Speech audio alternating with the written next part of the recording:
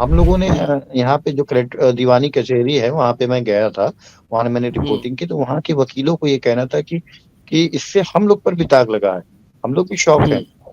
और हुँ, अतुल सुभाष का 3 साल का एक बेटा भी था और उसके हुँ, मेंटेनेंस के लिए उसको उसके भरण-पोषण के लिए ₹40,000 हुँ, ₹40,000 एक जज ने आदेश किया था, ये बहुत बड़ा अमाउंट है। लोग कहते थे कि 5,000, 7,000, 8,000 मेंटेनेंस देने के आदेश जल्दी हो नहीं पाते, 40,000 इतना बड़ा अमाउंट कैसे पारित कर दिया, ये भी एक सवाल खड़ा करता है। तो जी, ₹40,000 मैंने आपको बताया कि यहाँ के जो न्यायालय में जो जज हैं रीता कौशिक जी, उनके द्वारा एक आदेश पारित किया गया था कि इस बच्चे को जो उनके 3 साल के बच्चे हैं, बेटा है हुँ, उनका, उसके भरण-पोषण के लिए ₹40,000 दिया जाए। हालाँकि वो पैसा भी देना ही उसके लिए वो अपील कर सकते थे लेकिन क्या नाम है अतुल सुभाष इससे शॉक थे कि हुँ, उनकी पत्नी खुद तकरीबन ₹80,000 महीना कमाती हैं और हुँ, उनको ₹40,000 बच्चे के भरण-पोषण के लिए देना पड़ेगा। तो ये एक हुँ, शॉक हुए। ये भी एक बहुत बड़ी बात है कि हम लोगों ने यहाँ के जो अधिवक्ता हैं उनसे बात की तो उन्होंने कहा कि 5 से ₹10,000 मेंटेनेंस देने के लिए भरण-पोषण का जो भत्ता-वत्ता देने के लिए कोर्ट बहुत सोचती है, लोग दे नहीं पाते हैं और हुँ, ₹40,000 एक बड़ा अमाउंट होता है जो पर मंथ एक आदेश से ये पारित हो गया और उनको देने के लिए कहा गया। तो कहीं न कहीं हुँ। ये शॉक हुए अतुल सुभाष और उसको उन्होंने बताया भी।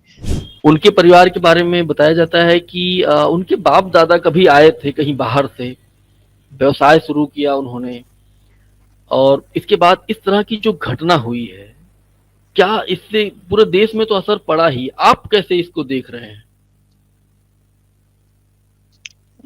शरण जी आपको और आपके व्यूअर्स को नमस्कार सबसे पहले। दूसरी चीज़ कि जिस तरीके से निकेता सिंघानिया का मामला जौनपुर में आया और अतुल सुभाष ने कई गंभीर सवाल उठाए और हुँ, क्योंकि वो अब इस दुनिया में नहीं है और मरने से हुँ, पहले उन्होंने कई गंभीर आरोप जो लगाए हैं, उस पे एक बड़ी हुँ, बहस शुरू हो चुकी है और हुँ, उसका ही असर था कि निकिता सिंघानिया और उनकी माँ और उनके भाई को बेंगलुरु पुलिस ने गिरफ्तार कर लिया।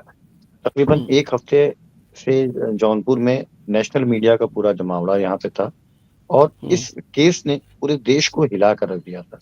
क्योंकि हुँ, आप देख रहे हैं जिस तरीके से अतुल सुभाष एक एआई इंजीनियर थे और हुँ, उन्होंने अपनी शिक्षा के दम पर, अपनी काबिलियत के दम पर एक मुकाम हासिल किया था। वो रहने वाले बिहार के समस्तीपुर के थे, लेकिन हुँ, बेंगलुरु में वो जॉब करते थे और हुँ, उनकी शादी जो है शादी.com से जौनपुर में हुँ, सिंघानिया परिवार के ज़रिए हुँ, यहाँ पे हुई थी और सिंघानिया परिवार जो मैं भी उस परिवार से मिला हूँ, मेरे भी वहाँ के काफ़ी अच्छे रिश्ते उस परिवार से थे। एक रेपुटेड फैमिली थी और हुँ, है यहाँ पे उनके कपड़े का व्यवसाय यहाँ पे है और बड़े व्यापारियों में उनकी गिनती होती है। तो जहाँ हुँ, तक पैसे की बात है तो उनके यहाँ पैसे की कोई कमी तो नहीं रही है जहाँ तक मैं जानता हूँ। क्योंकि एक हुँ, अच्छे बिज़नेसमैन में उनकी यहाँ पे रेपुटेशन यहाँ पर है। लेकिन हुँ, अनफॉर्चुनेटली ऐसी घटनाएँ होती हैं क्योंकि हुँ, जिस तरीके से अतुल सुभाष ने किस तरीके से शादी के बाद वो हुँ, पैसे की डिमांड वो वहाँ से होती थी, तमाम चीज़ें होती थी और कहा जाता था कि ये नहीं करेंगे, वो करेंगे। उसके बाद एक के बाद कई मुकदमे हुए। तो हुँ, जब मुकदमे न्यायालय में होते हैं, तो सबकी ये जो भी होता है उसको उम्मीद होती है कि न्यायालय जो है सबूत देखेगा, गवाह देखेगा, तमाम चीज़ों को गौर करने के बाद ही अपना फैसला सुनाएँगे। लेकिन हुँ, मैंने ये देखा कि जिस तरीके से इंटरिम और जिस तरीके से आदेश पारित हुए, तो अतुल सुभाष उससे बड़ा हैरेसमेंट थे, उनके बयान से ये लगा और शायद हुँ, उनके पास कोई ऑप्शन नहीं था। इसीलिए हुँ, उन्होंने मरने से पहले पूरी जो अपनी वीडियो बनाई और उसको सोशल मीडिया पे वायरल की और इवन सीजेआई को सुप्रीम कोर्ट के सीजेआई साहब को उन्होंने मेल किया, हाई कोर्ट के जो चीफ जस्टिस है उनको मेल किया तमाम चीज़ और एक जुडिशरी पे जो प्रक्रिया है, उन्होंने गंभीर आरोप यहाँ पे जो प्रधान न्यायाधीश हैं परिवार के जो यहाँ पे कोर्ट है, रीता कौशिक हुँ, जी, उन पर भी आरोप लगाया कि उस तरीके से मामले को सेटलमेंट के लिए वो उन्होंने ऐसे माँग किया और उनके जो पेशकार थे माधव, उनके ऊपर भी आरोप लगाया। तो जी, ₹40,000 मैंने आपको बताया कि यहाँ के जो न्यायालय में जो जज हैं रीता कौशिक जी, उनके द्वारा एक आदेश पारित किया गया था कि इस बच्चे को, जो उनके 3 साल के बच्चे हैं, बेटा है हुँ, उनका, उसके भरण-पोषण के लिए 40,000 रुपीज़ दिया जाए। हालाँकि वो पैसा भी देना नहीं, उसके लिए वो अपील कर सकते थे, लेकिन क्या नाम है, अतुल सुभाष इससे शॉक थे कि हुँ, उनकी पत्नी खुद तकरीबन 80,000 रुपया महीना कमाती हैं और हुँ, उनको 40,000 रुपए बच्चे के भरण-पोषण के लिए देना पड़ेगा। तो ये एक हुँ, शॉक हुए। ये भी एक बहुत बड़ी बात है कि हम लोगों ने यहाँ के जो अधिवक्ता हैं उनसे बात की, तो उन्होंने कहा कि 5 से 10,000 रुपए मेंटेनेंस देने के लिए, भरण-पोषण का जो भत्ता-वत्ता देने के लिए कोर्ट बहुत सोचती है, लोग दे नहीं पाते। और हुँ, 40,000 रुपए एक बड़ा अमाउंट होता है, जो पर मंथ एक आदेश से ये पारित हो गया और उनको देने के लिए कहा गया। तो कहीं न कहीं हुँ, ये शॉक हुए अतुल सुभाष, और उसको उन्होंने बताया भी। और आपको बता दें कि अभी जो इन्वेस्टिगेशन, जब हम लोगों ने इसकी बातचीत की और तमाम जो एविडेंस थे कोर्ट्स के ज़रिए जब पता किया, तो उसमें हुँ, इन्होंने ये बयान दिया था, जो निकिता सिंघानिया की, कि जो उनकी 60 लाख रुपए को उन्होंने यहीं पे शहर के अंदर खोआ मंडी, रिजवी खां में 60 लाख रुपए का मकान लिया था और उसकी हुँ, ईएमआई जो है वो हुँ, उनको देना पड़ता था। तो इस वजह से वो पैसा बचता नहीं, इसलिए उन्होंने 40,000 रुपए अपने बच्चे के भरण-पोषण के लिए माँगा था। तो आप हुँ, बताइए, 40 हज़ार रुपया एक बच्चे के लिए 3 साल के लिए, आप सोचिए हुँ, ना, 40,000 रुपए कितना होता है? बहुत होता है। एक बच्चे हुँ, के भरण-पोषण के 40,000, अगर कोई हुँ, कोर्ट आदेश करे तो सवाल तो उठेगा ही। आज के हुँ, इस दौर में भी 3 साल हुँ, के बच्चे के भरण-पोषण, क्योंकि वो खुद वो जॉब करती हैं, और जो गुरुधाम से उनकी अरेस्टिंग भी पुलिस ने, बेंगलुरु पुलिस ने की। तो ऐसा हुँ, नहीं है। तो इसलिए कहीं न कहीं सवाल जो उठाया अतुल सुभाष ने, इसलिए यहाँ के जो अधिवक्ता हैं वो भी कह रहे हैं कि नहीं, ये गलत है और हम लोग हुँ, शर्मसार हैं। कहीं न कहीं हुँ, उसके साथ नाइंसाफ़ी हुई है, और यही वजह है कि आज पूरे देश के अंदर अतुल सुभाष हुँ, की आवाज़ उठाई जा रही। तमाम लोग सड़कों पर हुँ, निकले हैं, माँग कर रहे हैं कि न्याय दिया जाए। फिलहाल यहाँ से जो पत्रावली थी, वो हाई कोर्ट हुँ, ने तलब कर ली है। यहाँ से सारे जो क कागज़ात थे, जितने मुकदमे के थे, वो हाई कोर्ट पे अब चले गए। अब क्योंकि एक जज के ऊपर आरोप लगा के अतुल सुभाष गए हैं, तो इस पे हम लोग तो कुछ नहीं बोल सकते, क्योंकि हुँ, जुडिशरी का मामला है। और हुँ, ज़ाहिर-सी बात है कि इसमें हाई कोर्ट संज्ञान लेगा और हुँ, जाँच के बाद जो भी दोषी होगा उसके विरुद्ध हाई कोर्ट को कार्रवाई, हाई कोर्ट जो है इस पे कार्रवाई करेगी, क्योंकि जाँच ही सबसे बड़ी बात होती है। लेकिन अभी जो हम लोगों ने देखा कि इलाहाबाद हाई कोर्ट में अग्रिम ज़मानत की सुनवाई कल हुई है और उसके अंदर हुँ, अग्रिम ज़मानत दे दी गई थी। लेकिन अब हुँ, इसका फ़ायदा केवल जो उनके चाचा हैं निकिता के, उनको ही मिलेगा, क्योंकि वो नियर अबाउट 70 इयर्स के हैं और हार्ट के पेशेंट हैं। तो वो हुँ, अब जेल जाने से बच जाएँगे।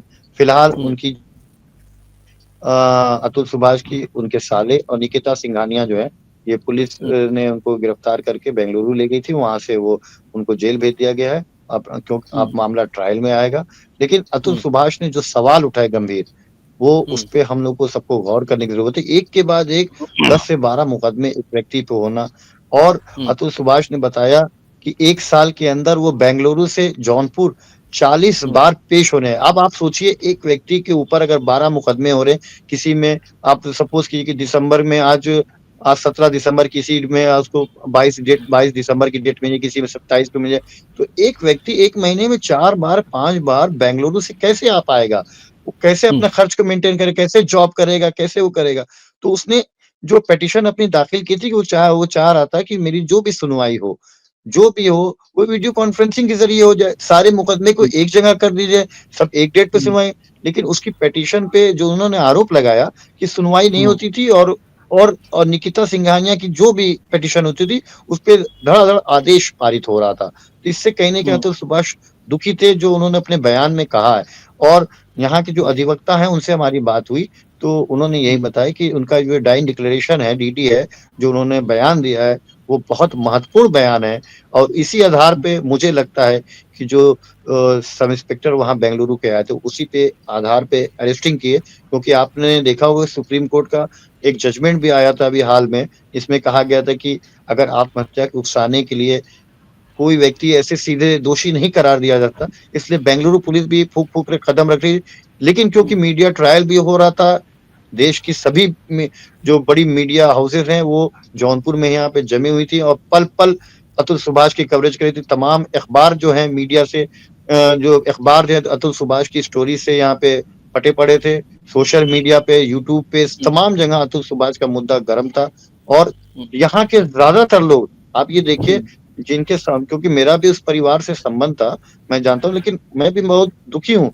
मेरे घर से हुँ, कुछ ही दूर पे उनका आवास यहाँ पे। तो आस-पास हुँ, के लोग भी कह रहे थे कि ये इस घटना के बाद से दुखी हैं क्योंकि अतुल सुभाष के ससुर जो है वो थे मनोज सिंघानिया जी, उनकी हुँ, डेथ हार्ट अटैक से हुई थी। हुँ, तकरीबन 2022 की बात है। हुँ, हम लोग भी उनके अंतिम संस्कार में गए थे।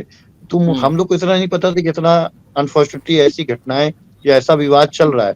लेकिन अतुल हुँ, सुभाष के सुसाइड करने के बाद जब ये मामला अचानक से आया, हुँ, शॉक हो गए कि क्या ऐसा हो सकता है?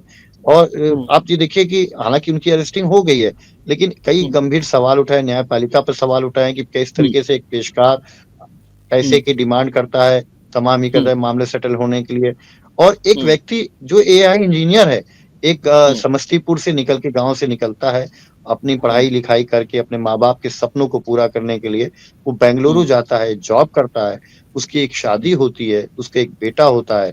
लेकिन हुँ, वो उसके बाद 2 साल के बाद मुकदमे के चक्कर काटता है, कोर्ट के चक्कर लगा है और आखिर में जब उसको लगता है कि कहीं से न्याय नहीं मिल रहा है, तो उसने अपने जीवन को समाप्त करने का फैसला लिया और जाने से पहले सिस्टम पर सवाल उठा कर के कि अगर मुझे न्याय नहीं मिलेगा, तो मेरी अस्थियों को पास के जो कोर्ट के बाहर कोई गटर है, उसके अंदर विसर्जित किया। तो इसने पूरे समाज को झंझोर कर रख दिया और हम उम्मीद करते हैं कि हुँ, न्यायपालिका इस पर संज्ञान लेके कार्रवाई करेगी। हुँ। लेकिन एक सवाल मेरा था कि चलो मान लिया जाए कि इस तरह की चीज़ें मतलब ये जो नया केस है, नई तरह से इस पे बात हो रही है, लेकिन वो जो जेन्युइन केसेस हैं, क्या वाक़ई में हमारा जो समाज है, जो अब हम देखते हैं महिलाओं के ऊपर जो जुल्म ज़्यादती होती है, अब उन जेन्युइन केसेस पे भी इसका असर पड़ेगा? आपको क्या लग रहा है? देखिए क्योंकि अब जुडिशरी का मामला है और वहाँ पे हुँ, वकील दोनों के होते हैं। हुँ, पक्ष के भी होते हैं, विपक्ष के भी होते हैं और हुँ, वहाँ पे हुँ, हर केसेस के अलग-अलग मेरिट होती है हुँ, और हर मेरिट पे जो जज हैं का सुनवाई करती हैं, उसके बाद फैसला करती हैं। लेकिन ये बात सही है कि जो महिलाओं के हक में जो कानून बने हैं, उसमें ख़ास तौर हुँ, पे दहेज उत्पीड़न और मेंटेनेंस के जो खर्चे देने के आदेश पे, उसके अंदर ज़्यादातर जो फैसले होते हैं, वो कहीं न कहीं सवाल खड़ा करते हैं क्योंकि इस कानून का मिसयूज़ बहुत हो रहा है और हम ये नहीं कह रहे हैं। ये हुँ, सुप्रीम कोर्ट ने कहा है, हाई कोर्ट ने हुँ, कहा है। तो हुँ, इसलिए ज़रूरत अब आ गई है कि इसके अंदर कुछ न कुछ परिवर्तन किया जाए और हम माननीय उच्च न्यायालय से और माननीय सुप्रीम कोर्ट से भी निवेदन करेंगे कि इसको जिस तरीके से हमारी सरकारें हैं, इसके अंदर कुछ न कुछ बदलाव करने की ज़रूरत है। क्योंकि हमारा कानून ये कहता है, हमारा संविधान ये कहता है कि किसी एक 100 गुनहगार भले ही छूट जाए लेकिन किसी एक बेगुनाह को सज़ा ना होना चाहिए। और अतुल हुँ, सुभाष ने अपनी जीवन को समाप्त करके और लोगों को इंसाफ दिलाने के लिए यहाँ के लोग हुँ, कहते हैं कि अतुल सुभाष इस दुनिया से नहीं गए, अतुल सुभाष शहीद हुए हैं क्योंकि हुँ, उन्होंने देखा कि उनके जैसे ना जाने कितने लोग ऐसे हैं, जो ऐसे-ऐसे हुँ, मुकदमे में फर्जी मुकदमे में जेलों में हैं या पैसा हुँ, भर रहे हैं, उनकी कहीं सुनवाई नहीं होती है। और हम तो ये उम्मीद करते हैं कि न्यायपालिका को भी इस पे गंभीरता से विचार करना चाहिए कि मेरिट के आधार पे वो देखें, जो सबूत अगर तर्क-वितर्क हो रहा है क्योंकि उनको अधिकार संविधान ने दिया है और उनके ऊपर सबकी निगाहें रहती हैं। हम लोग भी न्यायपालिका का सम्मान करते हैं और न्यायपालिका का सम्मान अगर हम नहीं करेंगे, तो कौन करेगा? सबकी हुँ, आशाएँ किससे होती है? न्यायपालिका ही पे टिकी रहती है और अगर एक व्यक्ति को तमाम सबूत देने के बाद, उसकी व्यथा सुनने के बाद, अगर आप उसको इंसाफ नहीं दे रहे हैं, उसकी सुनवाई नहीं कर रहे हैं, तो हम क्या करेंगे? आज अतुल सुभाष जैसा एक एआई इंजीनियर इस दुनिया से चला गया। ना जाने उसने कितने सपने देखे होंगे। उसका 3 साल का बेटा है। आप इमेजिन कर सकते हैं कि एक बाप के लिए अपने बेटे से ना मिल पाना या उसके दादा-दादी वहाँ पे मौजूद हैं, वो अपने हुँ, पोते को नहीं देख पा रहे, मिल पा रहे और उसके बाद उसके कहा जा रहा है कि आप पैसा दीजिए, ये दीजिए। पैसा भी दे और मिले ना, तो ये हुँ, दुर्भाग्यपूर्ण है, हम किस समाज में जी रहे हैं, क्योंकि वो उनका हुँ, वंशज है और हुँ, उसको इस तरीके से अगर अतुल सुभाष ने जिस तरीके से कहा, जाँच में ये बात आती है तो ये गंभीर बात है। हमें इससे हुँ, बचना चाहिए और एक हुँ, न्यायपालिका को कहीं न कहीं कानून में परिवर्तन करना चाहिए कि अगर कानून है, हम तो कहते हैं हुँ, कानून है, तो हुँ, कानून का मतलब ये है कि सबूतों के आधार पे, एविडेंस के आधार पर गवाहों के आधार पे तमाम चीज़ें देखने के बाद जज को तो ये इख्तियार है कि वो क्या सही क्या गलत उनके पास पावर है, मेरिट पे देख सकते हैं। वन हुँ, साइडेड फैसला अगर होता है इस तरीके से, तो ये दुर्भाग्यपूर्ण है। हमको इससे बचना चाहिए।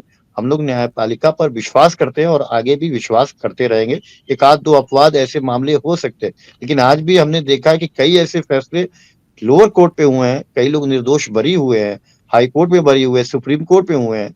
तो ऐसी व्यवस्था हमको जो संविधान ने दी है, न्यायपालिका ने दी है, तो ऐसे कोई घटनाएँ ना हो, इस पे हम लोग को विचार करना चाहिए और इसके लिए न्यायपालिका को कहीं न कहीं अपने इसको देखना चाहिए जजमेंट को कि कैसे हम क्या फैसला कर रहे हैं, क्यों कर रहे हैं और ये हुँ, दुर्भाग्यपूर्ण है क्योंकि अब मामला यहाँ से high court Allahabad high court चला गया है और यहाँ की हुँ, जितनी पत्रावली वहाँ तलब कर ली गई है। आगे जो हुँ। भी फैसला होगा सबकी निगाहें इस पे टिकी होंगी।